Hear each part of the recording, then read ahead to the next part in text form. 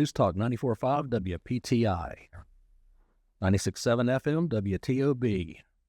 You're listening to the Wealth Guardian Show with Doug Ray, helping you to retire the job and keep the paycheck.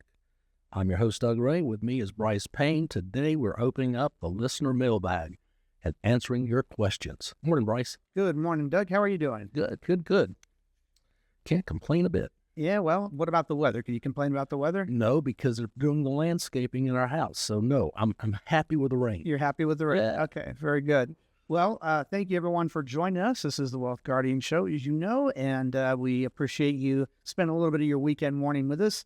We are going to dip into that listener mailbag that we try to do once a month here and pull out some of those best questions that we get from our listeners around the Triad area. So that's what we're going to be doing today. Got two things to accomplish here first before we get into that. Doug, why don't you start us off with the Wealth Guardian Service salute, if you will? Absolutely. We'd like to thank all of our veterans, our service members, our first responders for volunteering to do what you do to keep us safe and happy. And we also want to thank your families for letting you do it. There you go. Appreciate it. Families, as I always say, the most important backbone that we have out there for our military members. So thank you very much, even to the families out there. Now, Doug, as we've been doing since the beginning of 2024, we've added to the radio show at the beginning the Better Get to Know Your Wealth Guardian Advisor. You know, we want to have a good relationship with all of our clients out there, and we certainly hope that many of the people out there listening to us will at some point be inclined to call us up as they get closer to retirement, and want them to know who we are. We're not just advisors, we're real people out there. So our question that we're going to ask each other this week, and of course you can ask yourself that question as well. Doug, what is your favorite quote? We chase perfection knowing it's unattainable, but in that quest, we achieve greatness. There we go. Vince Lombardi. Vince Lombardi, exactly. There's a few variations of that, but you even have that posted somewhere here in the office. Indeed. Yep. And my favorite quote is, when the student is ready, the teacher will appear. And I looked up who is that attributed to, and it's kind of a universal quote out there. It's been attributed to Buddha, to Lao Tzu, and some others. Who knows who said it, but I like the idea of that anything can be a learning opportunity as long as you get yourself in the learning mindset. All right. Well, thank you for yours, Doug, and hope everyone else out there took a minute to think about what their favorite quote is out there. And let's go ahead and get started on this, Doug. The listener mailbag, we're dipping in here, we're rattling around. And the first one we're pulling out is Whitney in Yadkinville. And Whitney says, Doug and Brice and Garrett, I'm recently divorced and have just received my money in a QDRO, QDRO, as part of our settlement. What are my options for what I can do with this money? Well, Whitney, I'm sorry your marriage didn't work out, but that does happen sometimes. A qualified domestic relations order is nothing more than a legal document that explains how qualified assets are divvied out to the spouse. Once you get it, you'll probably put it in an IRA for yourself, and you have all the options there are to invest in. Yes. Limited. If you're asking us what can you do with the money, you could invest it in anything from precious metals to real estate, stocks and bonds, mutual funds. The door is open. Absolutely. Yeah. What you should do with the money, now that's a question that we can't answer just by a simple question that you ask. So you'd have to come in and sit down with us or any holistic financial planner and let us ask you all the questions that we need to see if we can do two things for you. One, devise a properly allocated portfolio. And then two, see if we can implement some kind of tax mitigation strategy so that whatever that growth on that portfolio is achieving for you, you're keeping as much of that growth in your hands and out of Uncle Sam's hands as well. That portion there really doesn't have anything to do with the allocation of the investments, but more of the structure of the accounts. And so what that means, Whitney, is there may come a time if you do put that money into an IRA that you may want to consider converting some or a good chunk of that IRA in certain years over to Roth monies so that it is at that point immune from any tax law changes that the government might be handing down. And so everybody else out there, let me ask you the question. Do you believe that taxes are going to go up in the future? Raise your hand. Doug just raised his hand, and I did too. But if you raised your hand out there, here's the way that IRA to Roth conversion works. If you think taxes are going to go up, maybe you're only paying 10% now. If you converted your IRA to a Roth now, you'd be paying 10% on that. But then that Roth is now tax-free money, so you will never have to pay taxes on that, at least the way the current laws are written, and probably won't change for anybody. But now you're immune to any of those tax increases. So if you believe the taxes are going to go up and you don't do that, and then the government does raise taxes, and then you want to take money out of your IRA, well, now you're paying 15, 20, whatever that tax increase was. So it's a way of paying the taxes off now. We're not recommending that, but it is certainly something to consider, and that works in a lot of people's favor if they do it in the right way, in the right years, in the right amount. So it's something for you to consider, Whitney, and that's what we as holistic financial planners would help you understand and formulate for you as a retirement plan. One of the ways I like to look at that, Brice, is you're paying tax on the seed, not the harvest. Not the harvest, exactly right. Well, if you're just tuning in, you're listening to the Wealth Guardian Show with Doug Ray. I'm Brice Payne, and in the studio with me this morning is Doug Ray.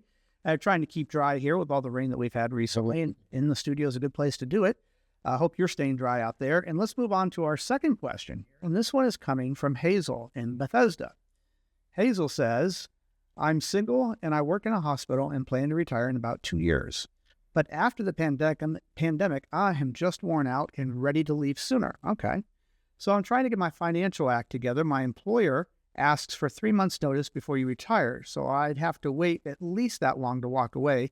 But suppose I give them my notice next week and have 3 months to figure everything out. Can you give me a checklist of financial priorities to address before the paychecks stop?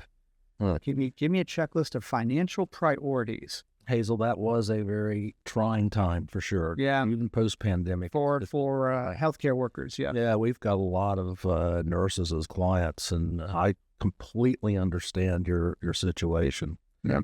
And 3 months is definitely plenty of time to plan a retirement. What do you need to have? Well, number one, we need to start with what is your monthly standard of living? That's your budget. Yeah, your expenses. Because that's what we want to make sure you can maintain in retirement. Right. Then we're going to need a list of your assets, 401ks, whatever, IRAs, that kind of thing. Life insurance, long-term care, all of that stuff. Then we're going to need to know what your risk tolerance is, and we'll take care of doing that. Yeah, we'll help you figure that one out. But it's a complete comprehensive planning session that you'll go through. And it's a 4-meeting process, and 3 months is plenty enough time to do it. And don't forget, another thing that we need there, Doug mentioned the expenses and the assets, but we need to know what your income in retirement is going to be as well. Some people have pensions, some people have passive income in retirement, meaning they're landlords. Social Security. Social Security is one that just about everybody has. So we want to make sure that we understand your income, your assets, and your expenses in retirement. And so the first thing that you could do, Whitney, in helping your Hazel, in getting your financial plan ready is getting a list of all those things, because that's what a holistic financial planner is going to need to know in order to see if you can indeed retire in 3 months, and if you can, what your spending limits can be in retirement. And so we're happy to do that for you. And if you want to sit down with us, as Doug said, it's usually a 4-meeting process. You don't want to rush through something like this. I'd be a little bit cautious about a investment advisor or a financial planner that you sit down with, and in that first meeting, or even in the second meeting, that they're presenting to you a plan of how to get from point A to point B through retirement. This is something that takes time. And so that's why we say it's a 4-meeting process. I know it seems like it might be kind of overkill, but it is a thorough planning process that we go through. And Doug, we've heard it from many clients who've had other advisors who've gone through other planning processes with advisors. It's a pretty consistent feedback that we get that our planning process is the most thorough that they've ever sat through. Yeah, Hazel, I'll say this to you. If you book an appointment with us, we will send you a video email with everything that you need to bring us. Yeah, right. Exactly. All right. Well, let's get time for one more here, Doug. And this is going to Joseph in King. And Joseph says, Wealth Guardians, I have a 401k from an old job that I'm obviously not contributing to anymore since I work somewhere else now. I was going to roll it over, but now it's done really well this year. Should I continue with the rollover or hold off since it's performing well? Well, I would tell you to roll it over to an IRA. I mean, if it's done well this past year, it might do just as well in an IRA. Plus, you're giving yourself a whole lot more options. I remember a case Garrett had a few months back where this client had like 12 left behind 401ks and IRAs. That was a mess to consolidate. So you don't want to leave a 401k behind and forget about it. Yeah, and Joseph, I also want to bring to your attention the difference between the registration of the account and the investments inside the account. This is a common misunderstanding of people who come in and sit down with us. Your 401k is not the investment. Your 401k is the registration of the account that tells Uncle Sam how he can and can't tax the monies inside there, just like a Roth or an IRA or a non-qualified account.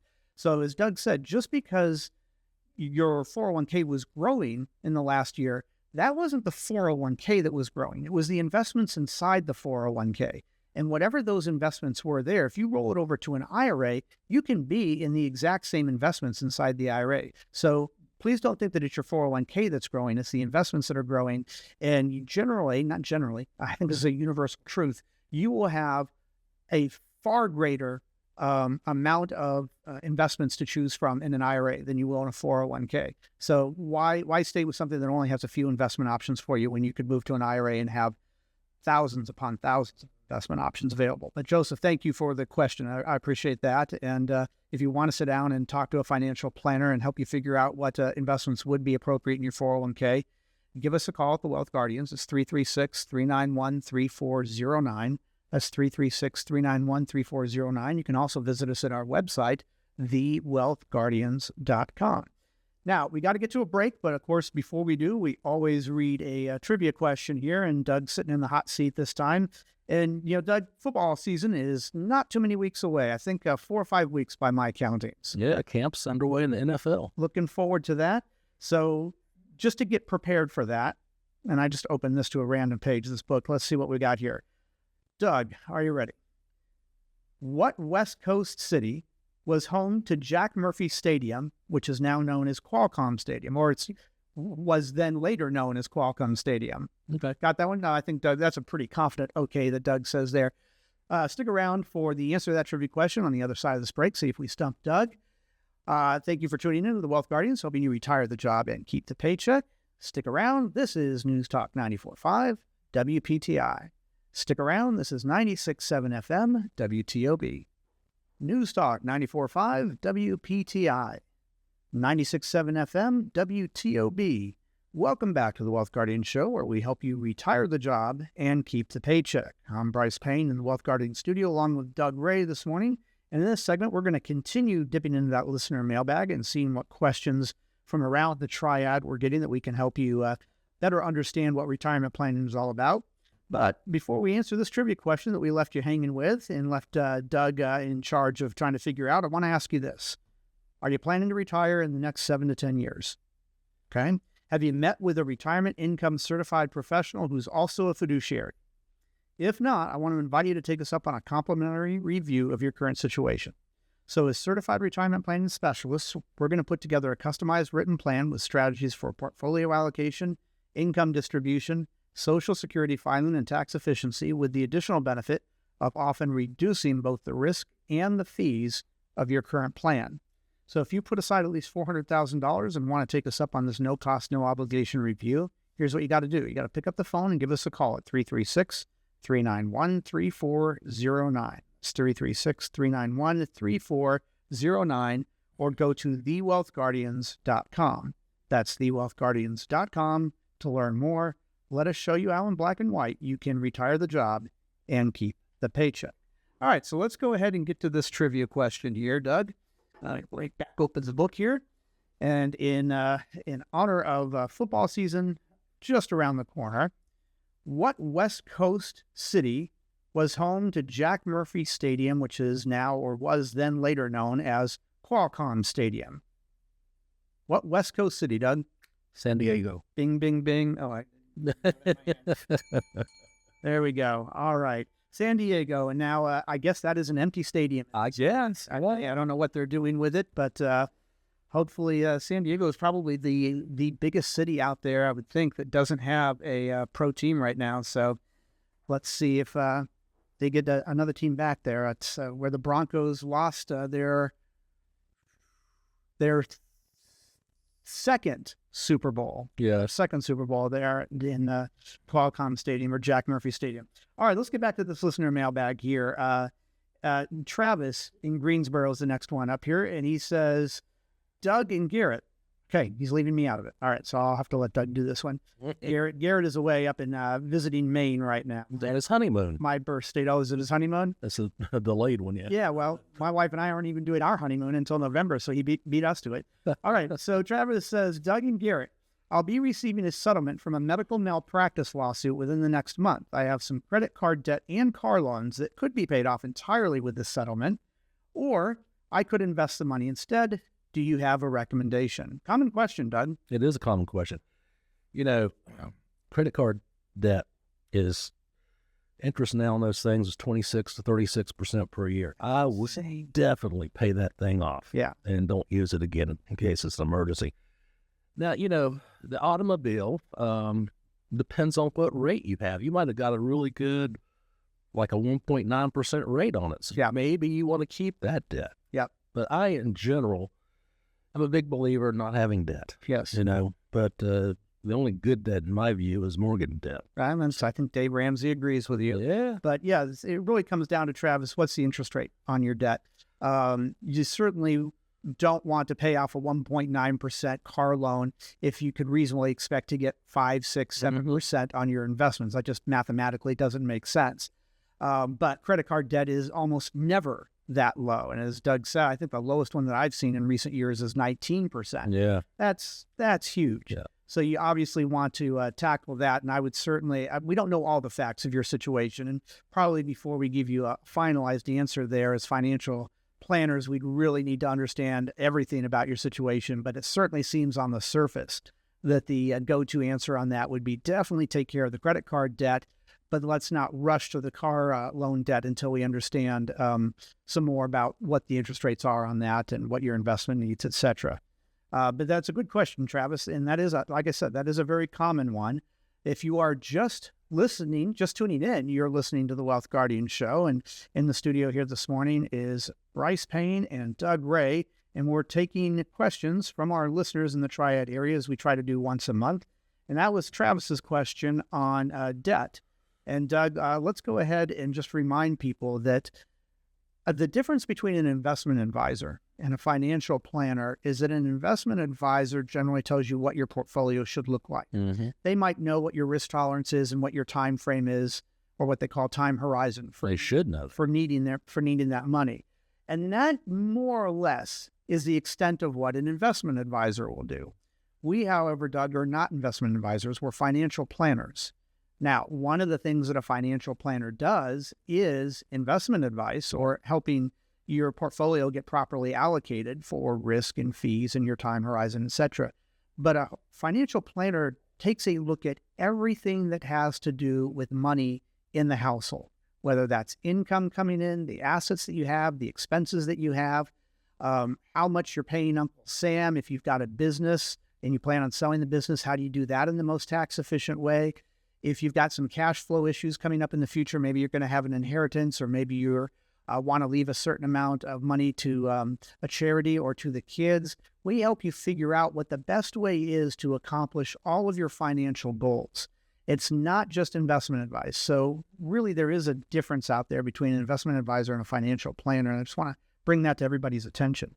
If you feel like you would benefit from sitting down with a holistic financial planner, we here at the Wealth Guardians are that. We are also fiduciaries, which means we are obligated to act in our clients' best interests when we make recommendations. And we specialize in retirement planning. Doug, that is like the most complex part of the financial plan time frame. If you are saving for retirement, as you are coming in for a landing, so to speak, getting closer to retirement, that's when you really want the skilled pilot at the wheel, right? Absolutely. Yeah, it's not so much you're on auto. For a lot of those years, you're on cruise control, right? You're just putting away everything that you can for retirement and investing into the market. Mm-hmm. But it gets a lot more complicated the closer you get to retirement. So we help our clients figure out all of that. If you'd like to sit down with us, there is no cost or obligation to sit down with us, but you do have to pick up the phone and you do have to give us a call. So that phone number is 336-391-3409. It's 336-391-3409. Our offices are in Clemens, just south of Winston-Salem, but we have clients all the way from Virginia, from Georgia, Tennessee, South Carolina, Florida.